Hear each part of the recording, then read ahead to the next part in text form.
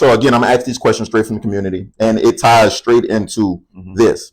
You know, being a state rep for 2 years, for 2 terms, excuse me. Why now is the time, or what made you come into this race for city council in your district?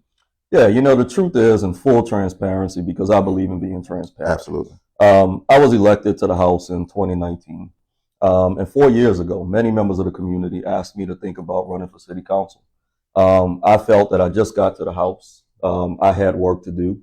I needed to stay focused. And so, we were still in the peak of COVID.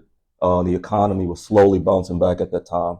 And so I needed to stay focused on just doing my job in Baton Rouge. And working with our next city council person, whoever that was, and that became Councilman Thomas.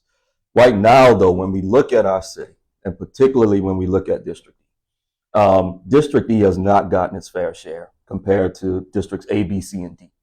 20 years after Katrina, you ride around the lower Ninth Ward in New Orleans East, it looks like parts of this district that Katrina just hit yesterday. Yes. And so I love New Orleans. And I'm ready to come home and put my 21 years of experience to work. And I know a lot of people are wondering, why leave the legislature and come to the council? Number one, those relationships that I have in Baton Rouge will not go away. I have a direct line to the Speaker of the House, a direct line to the President of the Senate, a direct line to the Chairman of the Appropriations Committee. The list goes on. We need that now more than ever, especially when we're talking about a potential budget deficit here in the city. And then when you just look at history, Jay, Mayor Mark Morial went from the Senate, directly from the state Senate, to the mayor's office. And he was one of the most effective mayors I've seen in my lifetime.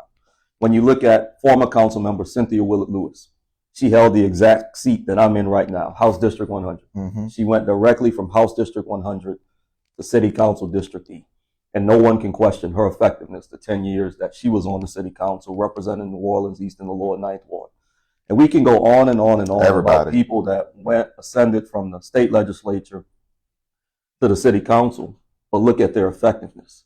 Because when we talk about capital outlay, when we talk about appropriations, having that direct line, being able to pick up the phone. J.P. Morrell is a great example of somebody that still has relationships in Baton Rouge, that he's able to just pick up the phone and deliver. And so, man, look, I love District E.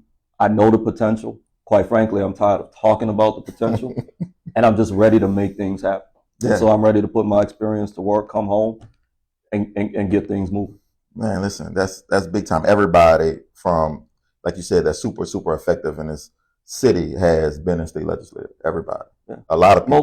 Most people. So that's just a graduation to having those relationships. Like absolutely, and you learn a lot about the mechanics. Look, when you get down to the municipal level of government, you need state and federal government in order to make things move. Absolutely. And so knowing the mechanics of how federal government works, how state government works, I've worked at all three levels of government. I chaired the city planning commission. So my depth and breadth of experience, I'm ready to put it to work for this district. Let's put it to work then. Listen.